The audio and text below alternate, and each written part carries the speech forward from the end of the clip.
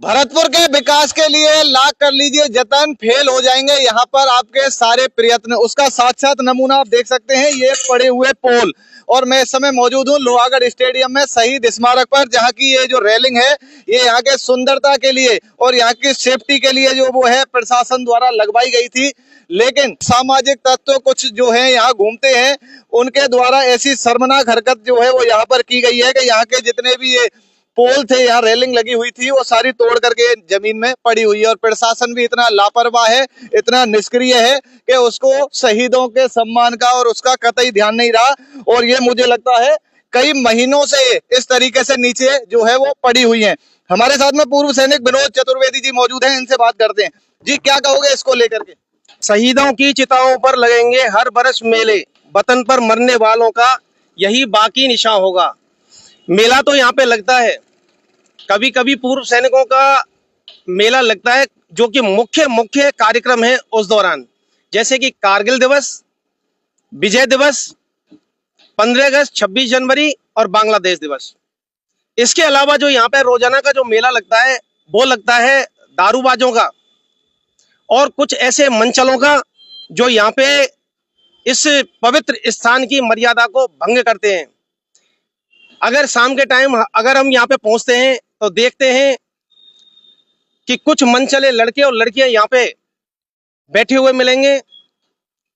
जो हमारा प्रतीक चिन्ह हुआ करता है, एक राइफल और उसके ऊपर सजा हुआ हेलमेट, तो आप देख रहे हैं कि राइफल को तो यहाँ से लेके कोई जा चुका है, हेलमेट भी छिन्न भिन्न अवस्था में पड़ा हुआ है। बाकी आपने रेलिंग देख ली है, कोई भी यहाँ पे और पास बारातें आती हैं तो वो यहाँ रुकती हैं, उसका नजारा आप देख सकते, नाश्ते के प्लेट और गिलास पड़े हुए हैं।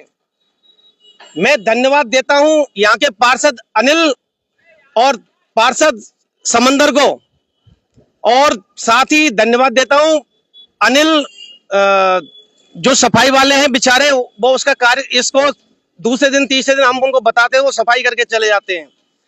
वरना यहाँ के लोगों को इससे कोई मतलब नहीं है, उनकी नजरों में इसका कोई औचित्य नहीं है, उनको ये भी नहीं पता है कि ये क्या है। मैं आपको दिखाना चाहूंगा, आप मेरे साथ चलें, एक बार पूरा यहाँ का जो नजारा देखेंगे, इससे आप समझ सकते हैं कि जो प्रशासन ने अपनी इसको बनाने में कोई कसर नहीं छोड़ी, लेकिन आम जनता ने भी इसको खराब करने में कोई कसर। फिलहाल तो प्रशासन ने जो यहाँ आके मूद रखी है। अभी आप देख पा रहे होंगे कि ये शोभायमान जो जगह है, इसको लोगों ने फिसल पट्टी बना रखा है। शाम के वक्त अगर आप आते हैं तो इसके ऊपर लोग बैठे हुए थे, इसके ऊपर लोग बैठे हुए थे, बच्चे इस पे फिसल पट्टी बना के फिसल रहे होते हैं। और जैसा आप देख रहे हैं, तो और थोड़ा आगे आएंगे तो देखने से पता चलता है कि ये नाश्ता अभी तक यहाँ पे पड़ा हुआ है। बाराती आते हैं, ये नाश्ता पड़ा हुआ है, ये सामने चटनी है या पीक है पता नहीं, चारों तरफ इसमें अगर घूमेंगे तो इसके चारों तरफ जर्दा, खैनी, गुटखा खा के भी थूक रखा है। बिल्कुल, जैसा विनोद जी ने बताया था कि शहीदों की चिताओं पे लगेंगे हर बरस मेले और वतन पर मरने वालों का बस यही निशा होगा। तो ये जो निशा है, ये जो सम्मान का प्रतीक है, देश के मतलब स्वाभिमान का प्रतीक है, सैनिकों के त्याग, समर्पण और बलिदान का ये प्रतीक है। एक बार सहयोगी से कहूंगा आगे आकर के जो है वो इसको दिखाएं। यहाँ जो है शहीदों के सम्मान में शहीद स्मारक पर एक यहाँ पर प्रतीकात्मक राइफल हुआ करती थी, और ये जो कैप है, हेलमेट है, ये उस राइफल के ऊपर रहता है। ये शहीदों का एकमात्र प्रतीक होता है। ये दो स्तंभ लगे हुए हैं दोनों साइड में, ये शहीदों के यहाँ पर नाम लिखे हुए हैं बाकायदा नीचे। एक बार मैं सहयोगी से कहूंगा एक बार नाम भी दिखाएं। जितने भी शहीदों के सम्मान में ये जो बनाया गया है स्मारक, उन शहीदों के नाम बाकायदा इस पर अंकित है। लेकिन जो असामाजिक तत्व हैं, लापरवाह लोग हैं, उन्हें इनके नाम मतलब शहीदों के सम्मान से कतई कोई मतलब नहीं है। और इधर तो देखिए बिल्कुल कोई भाई साहब जो उनके मन में पेंटर बनने का ख्याल आया होगा, और उन्होंने साहब इस शहीद स्मारक पर अपनी मतलब हाथ की दस्तकारी भी यहाँ दिखा डाली।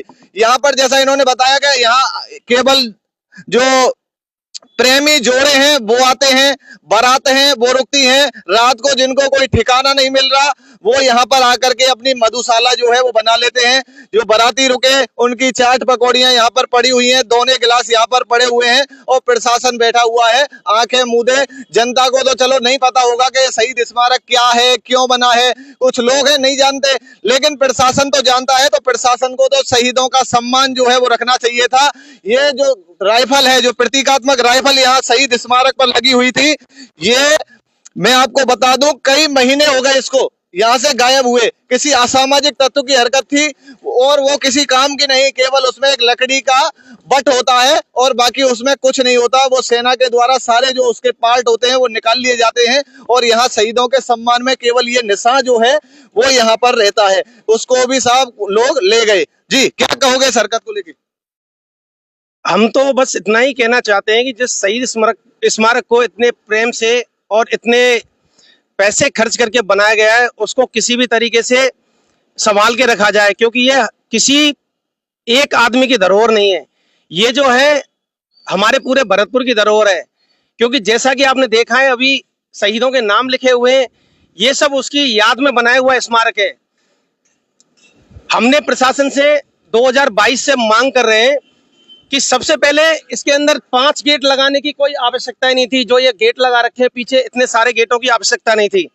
पूरे भरतपुर में एक शहीद स्मारक अगर ये बनाया है तो इसको केवल शहीद स्मारक ही रहने दिया जाना चाहिए था।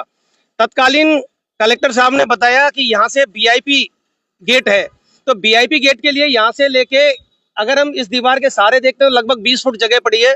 इधर भी अगर देखते हैं 20 फुट जगह पड़ी है। खाली वीआईपी गेट का मतलब है वो वीआईपी समय पे ही खुलना चाहिए, तो वो गेट वहां सही है। अगर ये 5 गेट नहीं होते तो हो सकता है कि ये रेलिंग नहीं टूटी होती, यहाँ से कोई राइफल नहीं लेके गया होता। हमने प्रशासन से मांग की है अगर आप इतना भी नहीं करना चाहते तो जो आप रेलिंग लगा रखिए, एक रेलिंग केवल शहीद स्मारक के सारे 9 या 10 फुट की ऊंची ऐसी रेलिंग लगा दें जिसमें गेट बंद हो जाए। और असामाजिक तत्व जो यहाँ पे शाम को दारू पीते हैं, कुछ लोग यहाँ पे आके आस्की करते हैं, कुछ लोग इसको फिसल पट्टी बनाए और इसको चारों तरफ से अगर कवर हो जाएगा तो हम इसकी रक्षा कर पाएंगे।